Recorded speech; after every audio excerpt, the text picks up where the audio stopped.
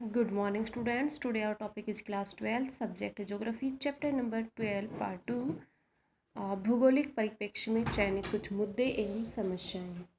तो यहाँ पे सबसे पहले जो कुछ हमारे भूगोलिक शब्द दे रखे हैं जो कीवर्ड्स टाइप में दे रखे हैं। सबसे पहले प्रदूषक दे रखा है पोल्यूशन। तो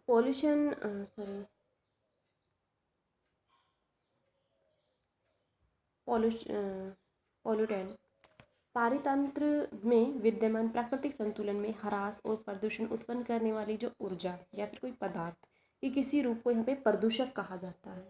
सेकंड जो पॉइंट है वो है प्रदूषण का। मानवीय क्रियाकलापों से उत्पन्न होने वाले अपशिष्ट उत्पाद से कुछ पदार्थ या ऊर्जा निकलती है जिसे प्राकृतिक पर्यावरण में कुछ हानिकारक परिवर्तन होते हैं जिसे प्रदूषण कहा जाता है। अब प्रदूषण के प्रकार के बारे में बात करें तो ये विभिन्न प्रकार का होता है, जैसे जल प्रदूषण, वायु प्रदूषण, ध्वनि प्रदूषण, पर्यावरण प्रदूषण, भूमि निम्नीकरण। तो ये सभी प्रकार के ही प्रदूषण होते हैं।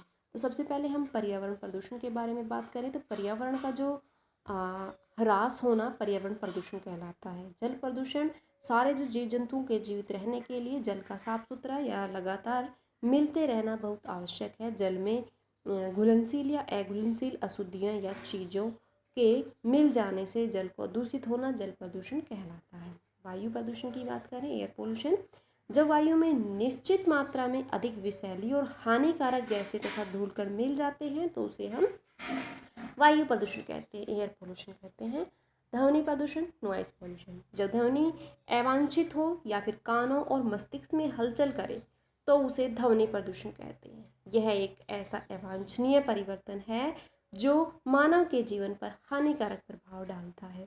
भू निम्नीकरण लैंड डिग्रेडेशन, भूमि निम्नीकरण का अभिप्राय स्थायी और अस्थायी तौर पर भूमि की उत्पादकता की कमी। कृषि योग्य भूमि पर दबाव का कारण केवल सीमित उपलब्धि ही नहीं बल्कि इसकी गुणवत्ता में कमी भी इसका कारण है। मृदा अपरदन, लवणता तथा भूक्षारता से भी भूमि निम्नीकरण होता है। तो ये तो जो मैंने टाइप बताए आपको शॉर्ट टाइप में बताए हैं। आगे हम एक ही टॉपिक को जो इसका पार्ट है प्रकार है, जैसे कि जल प्रदूषण से क्या हानियाँ होती हैं क्या और किसके कारण ये होता है, तो ये सब हम आगे डिटेल में करेंगे। तो ये तो हमारे कुछ कीवर्ड्स थे जो इसमें दिखा रखे थे। चैप्टर में यही पॉइंट इंक्लूड होने वाले हैं। तो सबसे पहले यहाँ पे भारत में जल प्रदूषण की प्रकृति का वर्णन आपको करना है कि जल प्रदूषण हमने सबसे फर्स्ट टॉपिक इसमें ले रखा है। तो वायु की तरह जल भी प्राकृतिक रूप से तथा मनुष्य की क्रियाकलाप से प्रदूषित होती है। जल भी इसी तरह से दूषित होता है और वायु भी। जल प्रदूषण जल की गुणवत्ता में ह्रास लाता है, यानी कि जल की गुणवत्ता जो उसमें कमी ला देता है। जल प्रदूषण के प्राकृतिक कारण भी होते हैं जैसे अपरदन, भूसंकलन, पेड़ पौधों और मृत जीव जंतुओं के सड़ने से या उनका विघटन होने से, जबकि मनुष्य द्वारा जल को घरेलू बहिस्त्राव, नगरीय बहिस्त्राव, औद्योगिक तथा कृषि एवं सिंचाई के कार्यों आदि के माध्यम से प्रदूषित किया जाता है। प्रदूषित जल में बैक्टीरिया तथा कार्बनिक पदार्थों की अधिकता होती है।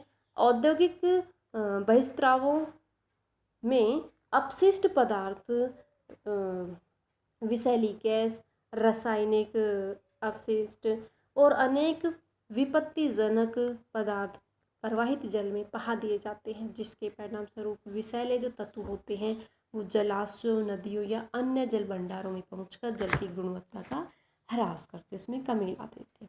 इससे जीव जो तंत्र है वो नष्ट कर देते हैं। जैसे कि मत्स्य पालन हम करते हैं तो उन पे बैड इफेक्ट होता है, या और छोटे मोटे जो पानी में जीव जंतु होते हैं वो भी नष्ट होने लग जाते हैं।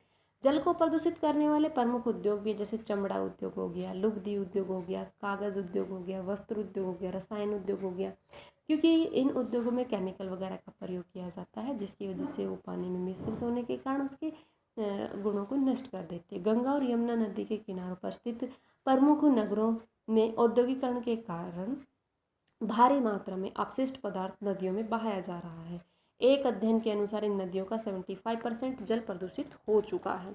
तो उदाहरण के लिए मैं आपको भारत में जैसे गंगा और यमुना नदियों के प्रदूषण के स्रोतों का निम्नलिखित इस तालिका में वर्णन दिया गया है। जैसे कि नदी बताती हूँ, गंगा जो कि उत्तर प्रदेश, बिहार और पश्चिमी बंगाल 3 स्टेट से होकर बहती है। तो यहाँ फर्स्ट नंबर पे कानपुर के नीचे वाले भाग का हम बात करें तो वहाँ कानपुर जैसे नगरों में औद्योगिक प्रदूषण बहुत अधिक होता है, और अतिशोषण द्वारा जो इसके प्रमुख प्रदूषक है वो हमारे कानपुर है, इलाहाबाद है, वाराणसी है, पटना है, कोलकाता है। ऐसे नगरों से घरेलू अपशिष्ट नदी में बहा दिए जाते हैं। अब इसका पॉइंट नंबर 2 हमारा वाराणसी के नीचे दिखा रखा है। तो ये नगरीय केंद्रों के घरेलू अपशिष्ट और नदियों में जो मृत जीव जंतु का विसर्जन के कारण होता है प्रदूषण। पॉइंट 3 पे दे रखा है फरक्का बांध के इलाहाबाद तक, ये नदी में लाशों का प्रवाह किया जाता है, तो उसकी वजह से इसमें ये प्रदूषक होता है। यमुना नदी की बात करें तो ये उत्तर प्रदेश और दिल्ली में होते हुए निकलती है। तो दिल्ली में जो दिल्ली से चंबल के संगम तक हरियाणा और उत्तर प्रदेश द्वारा सिंचाई के लिए जल की निकासी की जाती है, और जो दिल्ली नगर अपना घरेलू अपशिष्ट यमुना नदी में ही प्रभावित करता है। अब मथुरा और आगरा की यहाँ पे हम बात करें तो कृषि अपवाह के परिणाम स्वरूप यमुना के सूक्ष्म जो प्रदूषक का उच्च स्तर होता है, और दिल्ली के घरेलू तथा औद्योगिक अपशिष्ट को का भी नदी में ही प्रवाह कर दिया जाता है। तो दिल्ली से यमुना नदी को बहुत अधिक प्रदूषित किया जा रहा है। अब कृषि स्रोतों के बारे में यदि हम बात करें तो उच्च नस्ल के अन्न की पैदावार के लिए खाद एवं कीटनाशक का प्रयोग बढ़ता जा रहा है। अधिक उर्वरक और कीटनाशकों के प्रयोग से इनके रसायन रिसकर भूतल में या फिर सिंचाई जल, वर्षा या बाढ़ द्वारा बहकर भूमिगत जल से ही मिल जाते हैं, इससे जल प्रदूषित हो जाता है। भारत में पृष्ठीय जल के लगभग सभी स्रोत संदूषित तथा मानव के उपयोग के अयोग्य हैं। संदूषित जल से अनेक भयानक बीमारियां फैलती हैं। भारत में 1/4 संक्रामक रोग प्रदूषित जल से ही पैदा होते हैं। दूषित जल से उत्पन्न होने वाली बहुत बीमारियां हैं, जैसे अतिसार हो गया, रोहा हो गया, पीलिया हो गया। तो ये जो सभी बीमारियां हैं ये इस प्रदूषित जल के माध्यम से ही होती हैं। आज के लिए हमारा इतना ही होगा। नेक्स्ट डे से हम इसी चैप्टर का नेक्स्ट क्वेश्चन करेंगे। ये आपको कंप्लीट राइट करना है, साथ साथ लर्न करना है। Thank you students, have a good